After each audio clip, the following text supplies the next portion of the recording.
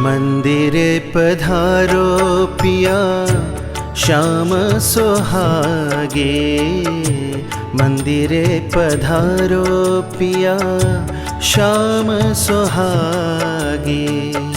मंदिरे पधारो पिया श्याम सुहागे।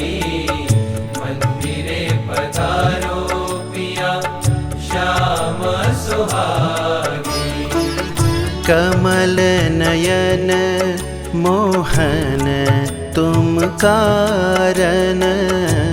कमल नयन मोहन तुम कारण। लोक लज्जा सब त्यागे। लोक लज्जा सब त्यागे। मंदिरे पधारो पिया श्याम सुहागे। मंदिरे पधारो पिया श्याम सुहागे।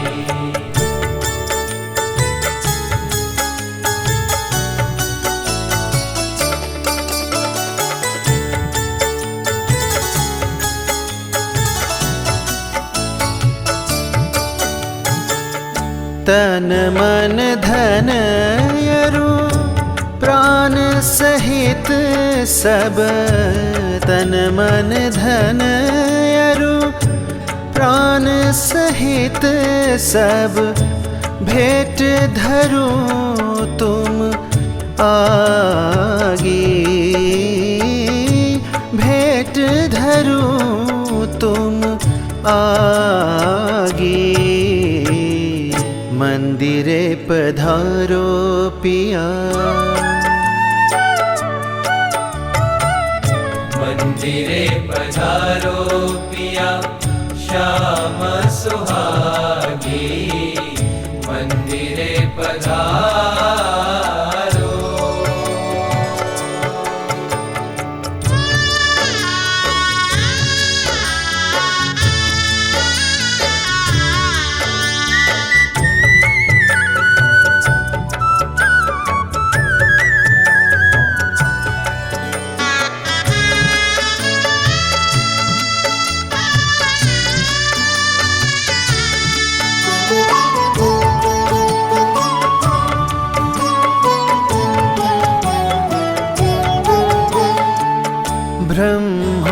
ब्रह्मानंद वदन निरखन को। ब्रह्मानंद वदन निरखन को। रटन अहोनिश लागे। रटन अहोनिश लागे। मंदिरे पधारो पिया। मंदिरे पधारो पिया श्याम सुहागे। मंदिरे पधारो पिया श्याम सुहागे। कमल नयन मोहन तुम कारण। कमल नयन मोहन तुम कारण। लोक लज्जा सब त्यागे। मंदिरे पधारो पिया श्याम सुहागे। मंदिरे पधारो पिया मंदिरे पधारो।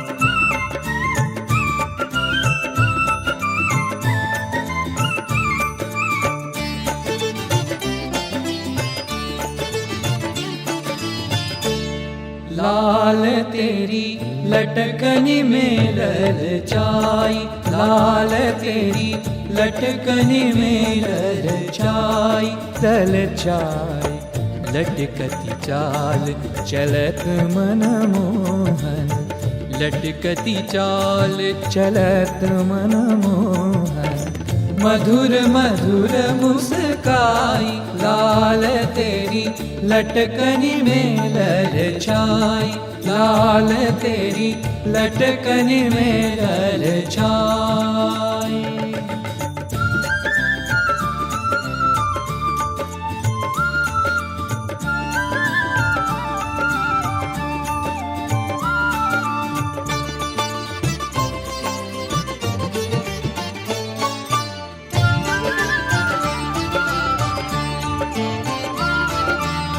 जब देखूं मोहन रंग भीने, जब देखूं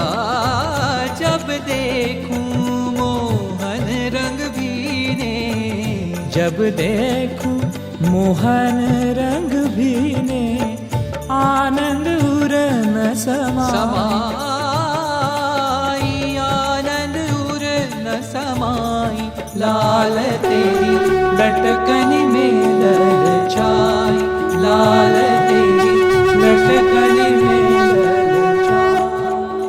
વાત કરવી છે આપણા પવિત્ર ઉત્સવો અને મંગલ પ્રસંગોની, તો તેની અંદર પણ આજે આધુનિકતાના કારણે અનેકવિધ પરિવર્તનો આવેલા છે, જેમાંના કેટલાક સુધારાઓ એવા છે કે જે સ્વીકાર્ય છે અને કેટલાક એવા છે કે જે ઓછા કરવા જોઈએ અથવા તો સદંતર જ બંધ કરવા જોઈએ. આપણે સૌએ એક સામાજિક ક્રાંતિનો શંખનાદ કરવો છે. તો આવો ફૂંકવો છે શંખ મારે ક્રાંતિનો એ વિષય પર વર્તમાન સમયના પ્રશ્નો પર આધારિત એક ટોક શોમાં જોડાઈએ. મારા મતે તો જન્મદિવસની ઉજવણીની કોઈ જરૂર જ નથી, પણ છતાં પણ તમે વાત કરી ને કે એક હર્ષોલ્લાસ માટે, એક આનંદ માટે એક આ પ્રસંગ આપણે ઉજવાતો થયો છે. પણ અત્યારે જે જન્મદિવસો ઉજવાય છે, જે ફાર્મ હાઉસોમાં 100, 200, 500 માણસોને ઇન્વાઇટ કરી અને બહુ મોટા ફંક્શન થાય છે, અથવા યુવાનો જે આપણે હમણાં વિડીયોમાં જોયું આ રીતે ઉજવે છે, આમાં ઉજવણી જેવું કાંઈ લાગતું નથી, પણ નરી વિકૃતિ આપણને આમાંથી દેખાય છે. અહીંયા યુવાનો બેઠા છે, એમાં હમણાં કોઈના મેરેજ થયા હોય તો એને પૂછો કે પ્રી વેડિંગમાં કેટલો ખર્ચો થાય છે. સામાન્ય લેવલે 25-30 હજાર રૂપિયાથી શરૂઆત કરે તો લાખો રૂપિયા સુધીનો ખર્ચો પ્રી વેડિંગ શૂટિંગમાં કરતા થયા છે. પણ કશ્યપભાઈ, લોકોને છે ને લગ્નની અંદર આવા બધા મોટા ખર્ચા નથી કરવા હોતા, પરંતુ પોતાના સમાજ અને સમોવડિયા સાથે ઊભા રહેવા માટે આવા ખર્ચા કરવા પડે છે. લગ્નમાં એવા ઘણા બધા અલગ અલગ પ્રકારના ખર્ચાઓ હોય છે જેમાં તમે બચત કરી શકો, જેમ કે ડેકોરેશનનો ખર્ચ. તો આજના સમયની અંદર લોકો પોતાની કેપેસિટીની બહાર જઈને દેખાદેખીને લઈને પોતાને કહેવાય મોટો હેવી ખર્ચો ડેકોરેશનમાં કરતા હોય છે. તો ત્યાં પોતાના કેપેસિટી પ્રમાણે, ક્ષમતા પ્રમાણે માપસરનું રાખીને એમાં બચત કરી શકે. પછી જમણવાર, તો જમણવારની અંદર પણ અત્યારે મેનુ બહુ હેવી થઈ ગયા છે, તો એને માપસરનું કરીને એમાં બચત કરી શકાય. પિયુષભાઈ, તમે એક ખર્ચો ભૂલી ગયા, કારણ કે એ ખર્ચો આમ આપણને દેખાતો નથી, પણ એ ખર્ચ આપણે ખરેખર થાય છે અને એ ખર્ચનો પ્રભાવ બહુ પડે છે. મેકઅપ અને કપડાં પાછળ થતો ખર્ચો, બરાબર. આખા લગ્નનું બજેટ 6 થી 10 લાખ રૂપિયા હોય અને મેકઅપ પાછળ 50 થી 60 હજાર રૂપિયા ખર્ચો કર્યો હોય, અને એક જ વખત જે કપડાં પહેરવાના છે એની પાછળ 50 થી 60 હજાર અથવા લાખ રૂપિયાનો ખર્ચ થતો હોય છે. પોતાના પૈસે લીધું હોય ને સોનું તો એ મિલકતમાં ગણાય, વ્યાજે પૈસા લાવીને સોનું લીધું હોય ને તો એ લાયબિલિટીમાં આવે. થોડા સમય પહેલાની જ વાત છે, અમારા ઘરે પપ્પાના મિત્ર આવેલા, તો એમણે એમના છોકરાના લગ્ન વખતે 4 લાખ રૂપિયા વ્યાજે લાવી અને હાર કરાવી આપેલો. એટલે વાતમાંથી વાત નીકળી, એટલે પૂછ્યું કે પેલું વ્યાજને બધું ભરાઈ ગયું? તો પેલા કાકાએ કીધું કે શું વાત કરું, 4 લાખ કરતા તો વધારે વ્યાજ ભરી દીધું છે, મૂળગા તો હજુ બાકી જ છે. એટલે પછી તરત પૂછ્યું, મેં કીધું તો હાર તો એ કે સેફમાં પડ્યો છે. એટલે વ્યાજે પૈસા લાવી અને હાર સેફમાં પડ્યો રહેતો હોય છે, અને આ બાજુ આપણે વ્યાજ ભરતા હોઈએ છીએ. એટલે વ્યાજે પૈસા લાવીને તો ઘરેણા ક્યારેય ના કરાવવા પડે. આ બધા પ્રસંગોમાં છે ને એક નવું જ તૂત ઘૂસી ગયું છે, જે આપણી સંસ્કૃતિમાં ક્યારે હતું જ નહીં.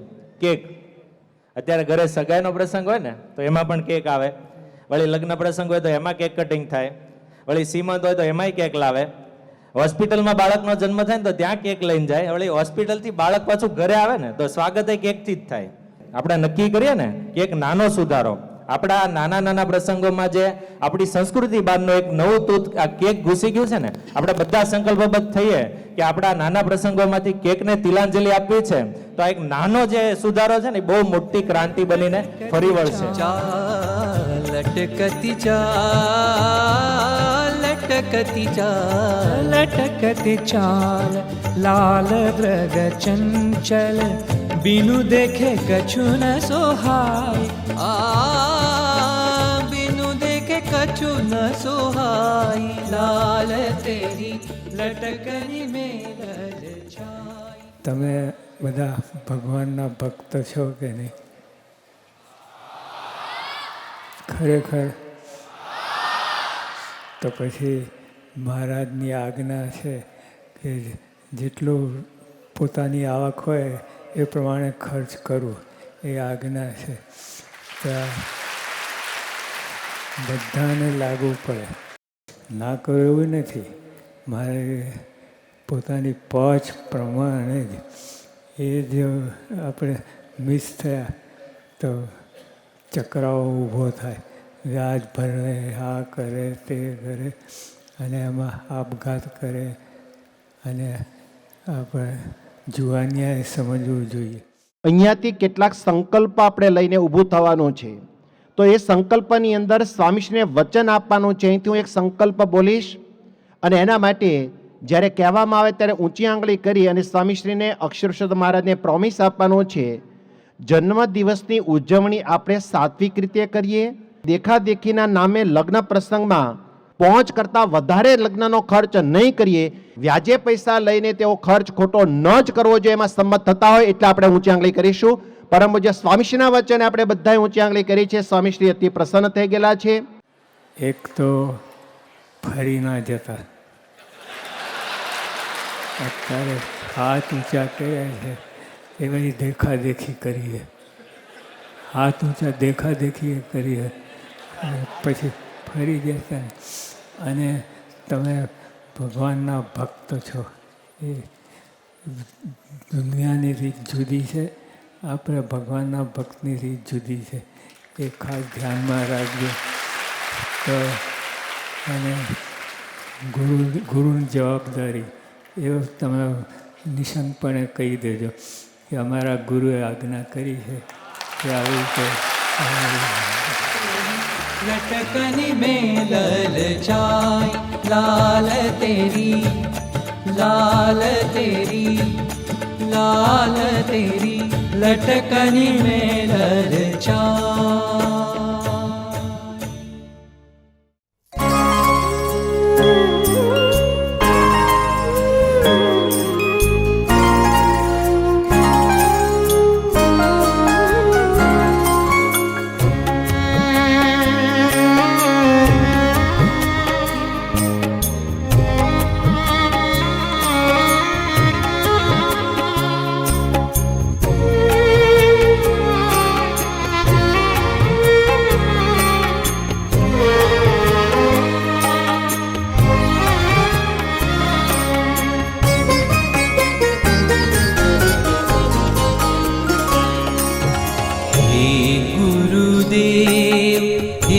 प्रमुख स्वामी हे गुरुदेव हे प्रमुख स्वामी आपना अनंत छे उपकार